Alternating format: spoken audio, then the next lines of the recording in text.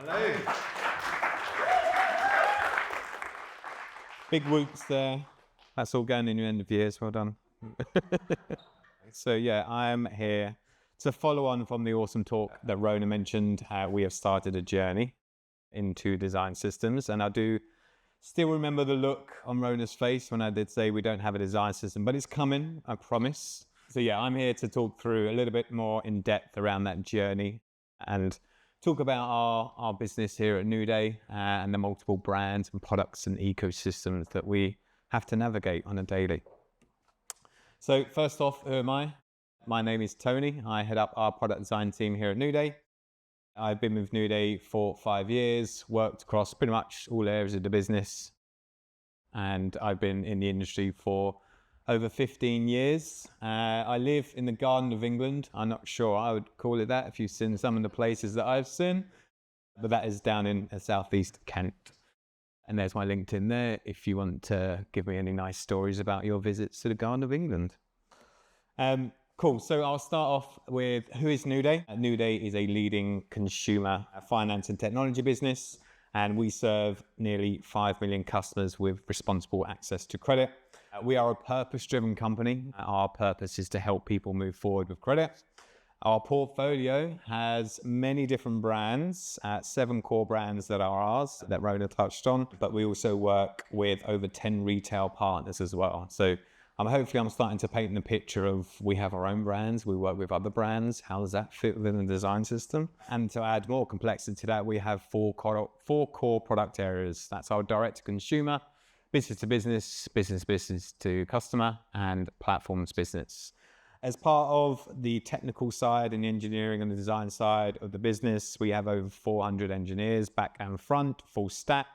And we also have 13 product designers who work across 15 digital products as well. So hopefully that paints a bit of a picture about who NewDay is. In natural fashion, the designer in me will start by exploring the problem space and the problem domain. I think this quip here pretty much sums up our journey 2.5 years ago. We could smell a lot of smoke, but we couldn't really find the fires. So we started to peel back where we think the smoke was coming from. And this is just a highlight of some of the problems that we found across the space. So top left, we have 6 proprietary code repositories, all feeding different squads. Already that is just wildly inefficient. We have 100+ Figma component libraries across multiple projects, and 0 of the components that sit within those 100+ libraries were reused across our products. You know, product designers are well renowned for being super efficient. 25% in designer and engineer's time to maintain. And we also done a kind of a quick retro looking at design and technical debt. And we forecasted 5+ sprints needed to rework a lot of the work that we are continuing to maintain and using up all of our designer time and also our engineering time. And over 5 products with an inconsistent design language across our portfolio. So hopefully this paints a bit of a picture of where we were at roughly around 1.5 years ago. And to visualize that, as we are predominantly visual creatures, this is pretty much a workflow of our core product areas. So as you can see, most product areas have their own component library that are pushing into a repo. And then we get into a spaghetti junction, into the end, into production. And so as you can imagine, changing one component across 6 different teams was a challenge, to say the least. So I'll move on to the foundational aspects of building this product. And I think the previous speaker mentioned it really, really well. You need to treat product design systems as its own product. So we pulled together a little tactical team and started to peel back and decide what the foundations were that we wanted to build for our design system. So we started with a very clear vision and a very clear mission to help shape that future.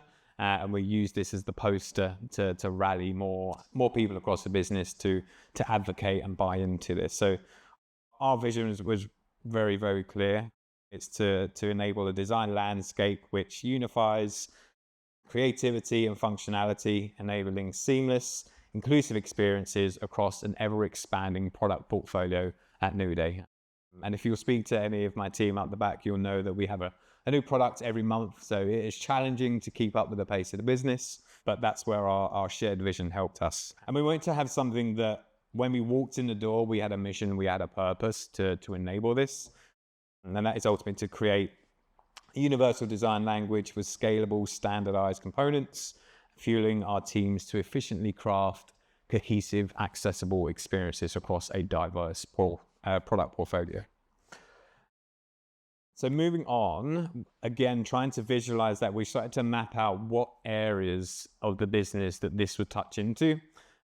And as you can see on the screen, external partners is a big piece, as we work with over 10 retail partners as well. So we have external third-party needs that we need to accommodate. We have an incredible brand and studio team here that are our brand guardians that will provide us our brand's tone of voice, our guidelines, our assets, our colors. Marketing as well. Again, we feed a lot of the marketing team, a lot of campaign work. So again, working with those individuals to ensure that they are consistent.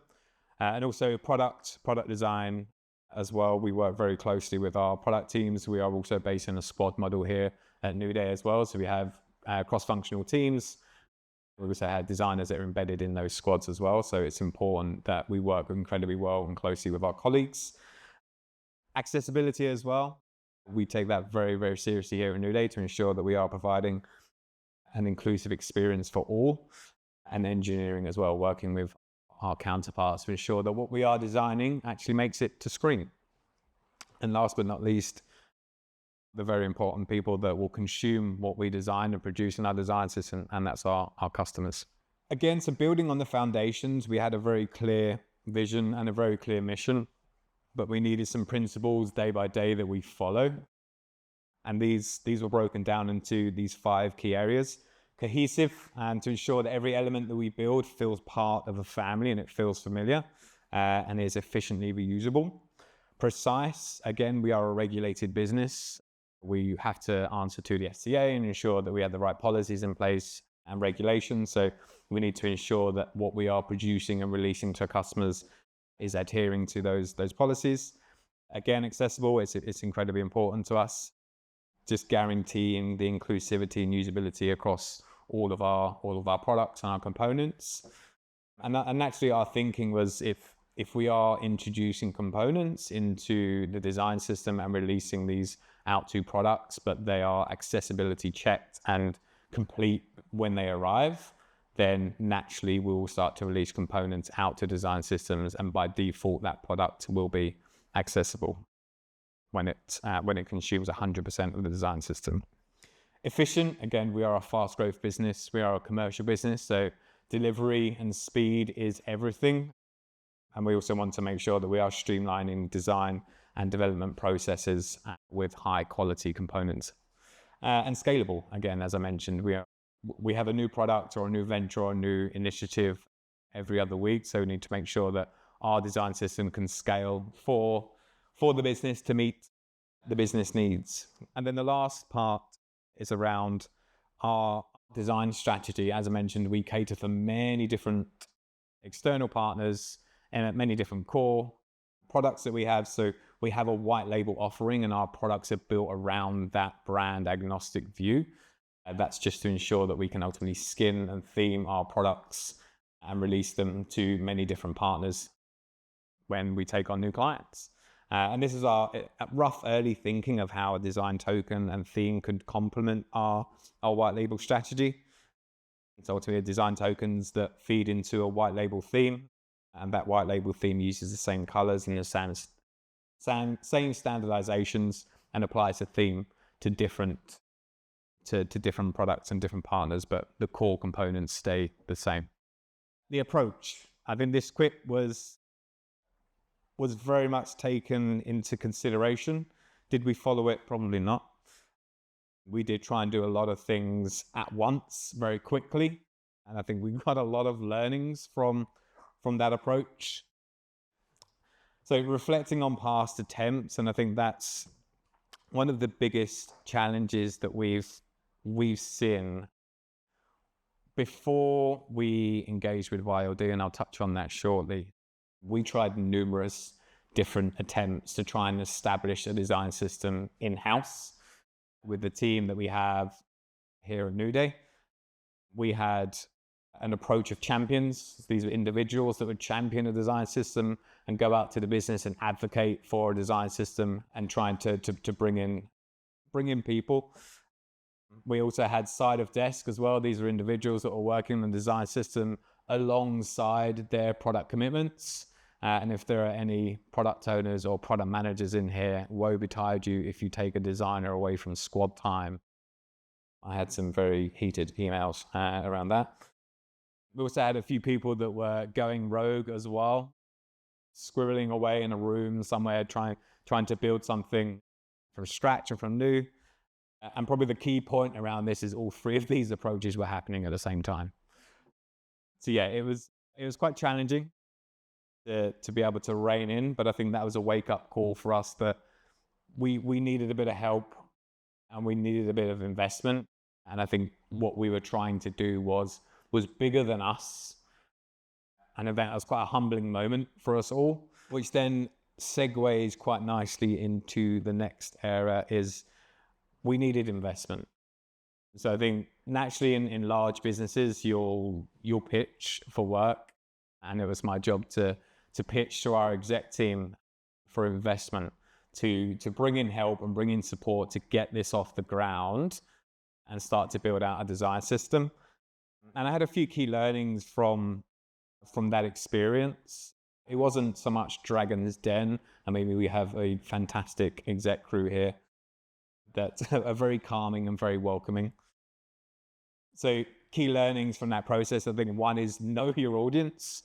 These are people that will understand certain speak. So, in quotes, be able to be comfortable in talking business. And when I say business, be comfortable in talking around efficiencies that a design system will bring.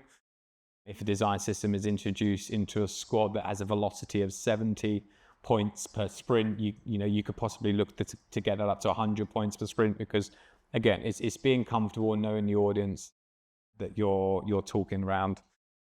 And also productivity is also a huge one, and rework as well, which, as I mentioned, 25% of our time in design and engineering was constantly reworking and maintaining this design system that we had at the point of time.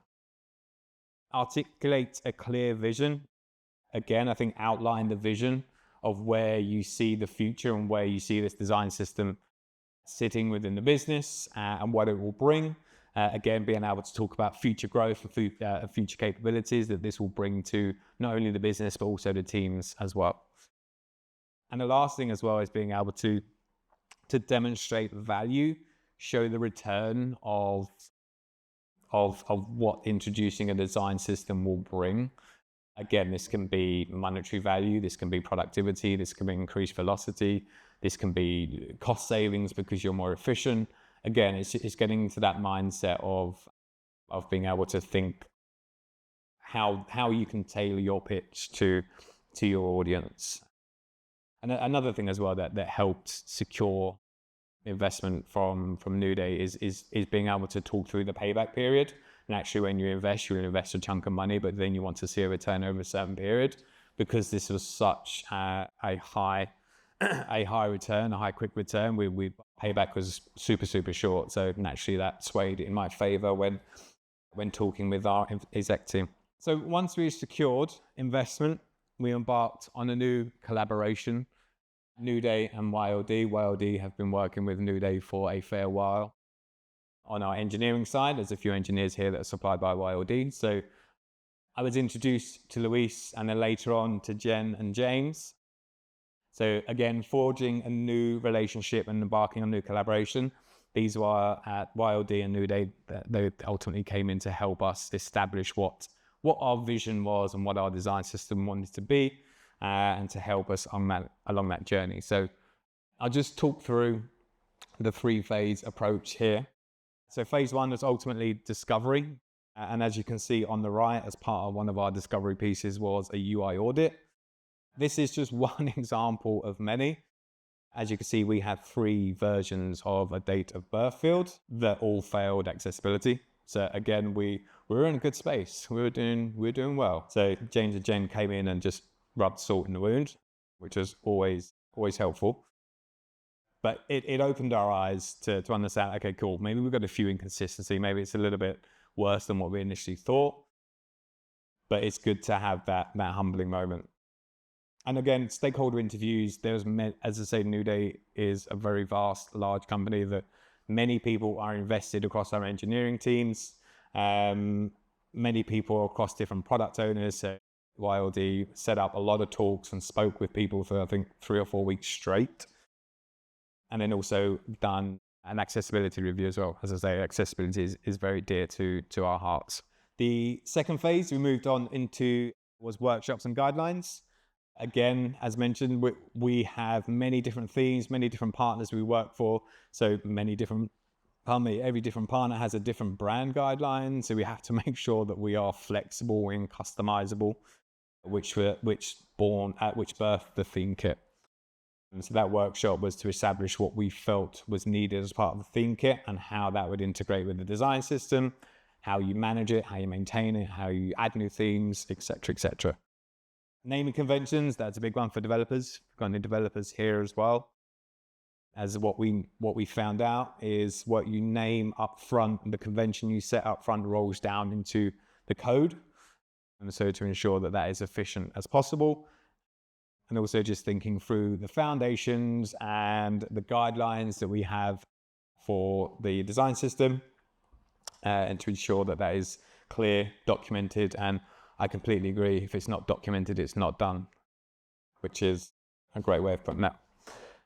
Phase 3 was the final phase. Again, so taking all of this discovery, all of the workshops, all of the knowledge, all the insights, and all the learnings, and building this into theme kits, components, tokens, and documentation. As I mentioned, we go across many different platforms. So we have web offerings, we have iOS offerings, and Android offerings. And thinking about the complexity of one token that can work across web, iOS, and Android is always an interesting challenge. I think we still need to crack a little bit on the app side of things, but I think we've nailed it across the web space. Crafting foundational UI documentation as well. It's important to have the grids, the spacings, the structures, the typography to set the standards there. As I mentioned, standardization was, I think, a word that I said every other week to James and Jen. They were probably sick of it. And then creating design tokens for a white label strategy, again, meeting our business objectives for white labeling our product offering, etc., etc. And yeah, just a few examples there across the different phases of the deliverables. So again, with improving our, now we have all of this amazing content, these materials. We have, as I say, we've got color guidelines, we've got typography, we've got UI documentation. We turned our focus onto the pipeline. Again, if you can go back to that screen, everyone has their own pipeline in each vertical across the different teams. So we want to simplify that as much as possible for designers and engineers.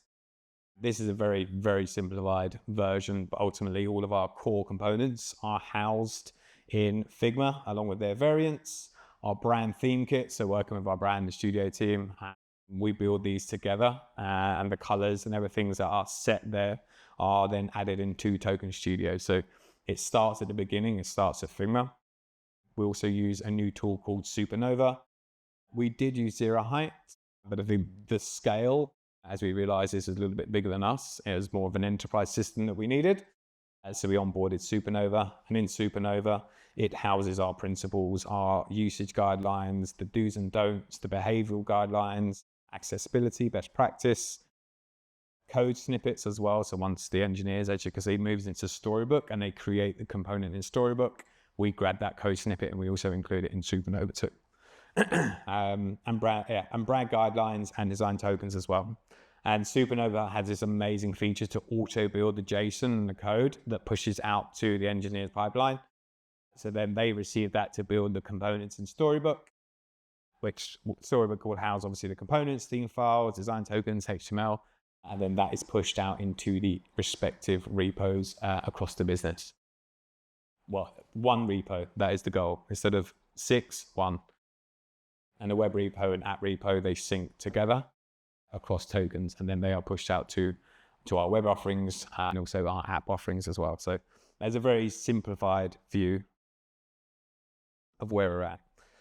And where we had all these new processes, we had all these new tools. Again, we still had some very passionate people.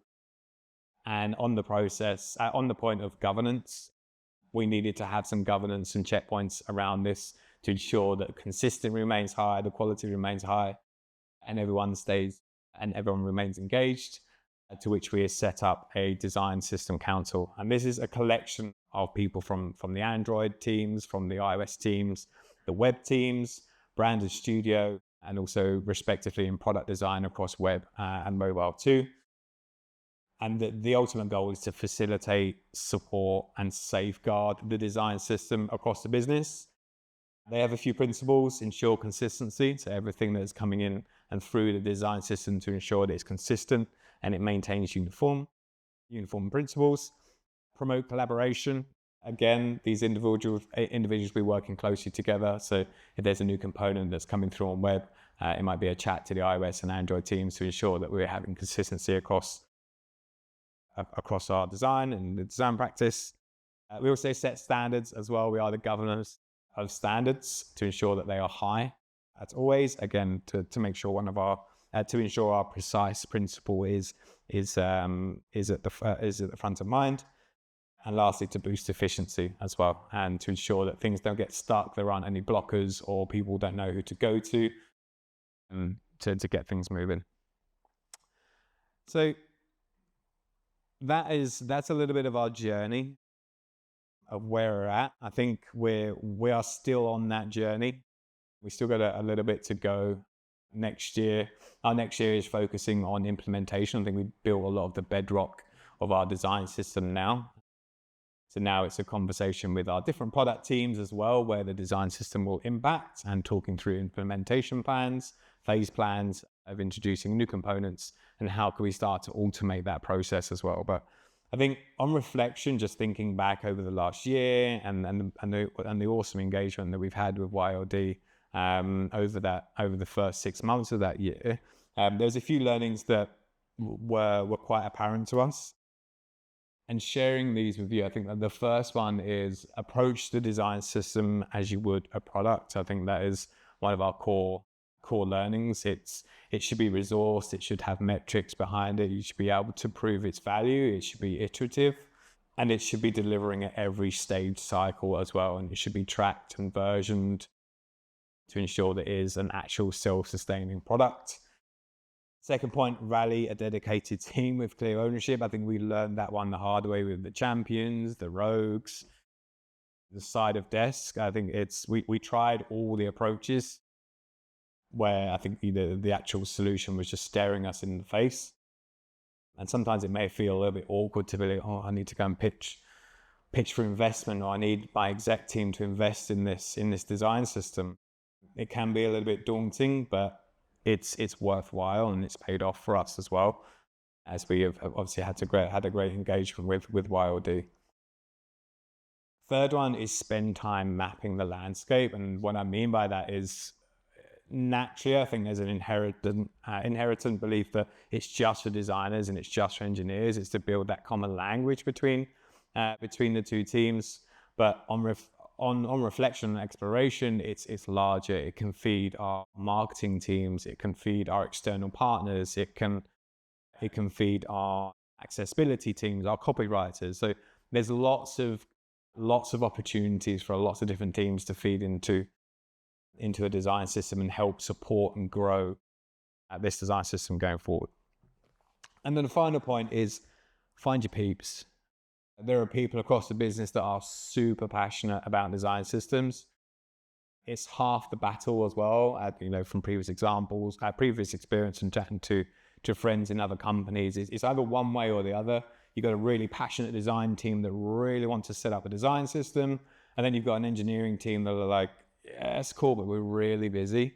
And then it's also vice versa as well. So I think to engage with the business and to start to drum up support and advocate for design system, find the passionate people, because build relationships with them, because they'll start to support and they'll grow and they'll help advocate and they'll shout from the rooftops about how amazing a design system is, and you start to create that internal FOMO, which then leads into obviously conversations and people wanting to get involved. We're quite lucky here because we have very passionate engineers and designers here that want to create a design system. But yeah, I think those are our 4 final pieces of advice and takeaways as well. So I will say thank you very much and wrap it there.